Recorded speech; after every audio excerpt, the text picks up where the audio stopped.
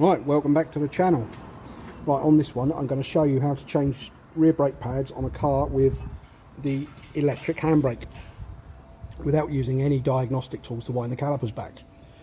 Now this will only apply to cars with this type of caliper. There are various different setups, but this applies to the one with the motor on the caliper. Okay, let's get into it, shall we? So the first thing you would need to do is obviously release the handbrake and then set it into a service mode so the handbrake doesn't come back on again, and then remove this motor off the back of the caliper.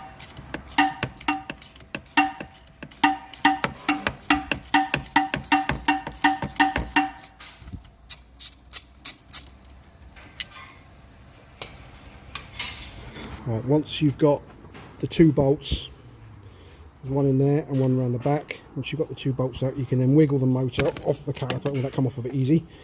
You wiggle the motor off the caliper. And that's our motor. And obviously there's our caliper without the motor. And you can see the two bolt holes there which hold it on.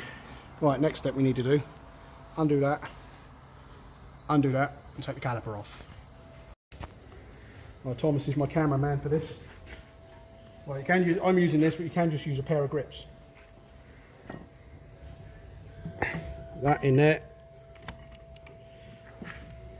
And then, while squeezing with your grips, or using an air-powered thingy, squeeze and turn. And you'll see the piston is going back. And it'll work. There you go, it's come to a stop now, so that's it. So we release that. And then you can see the piston is all the way back. So our new rear pads are in. And now we put the caliper back on. And what you've got to make sure with this, as long as you haven't turned the piston, you should be fine.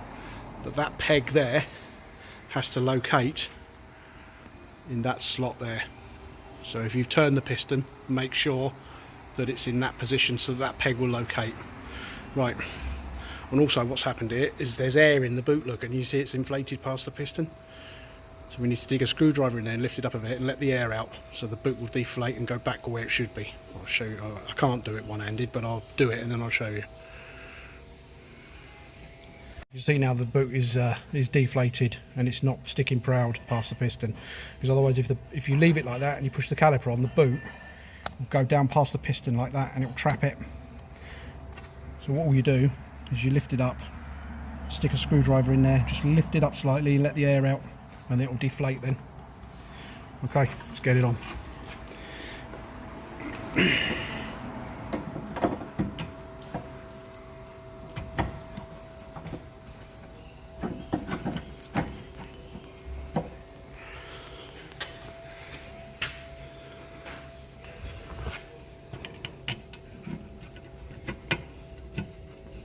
Right, I'll stop recording because it's a bit hard to do one-handed. Okay, the caliper is now back on, and now we have to put the motor back on.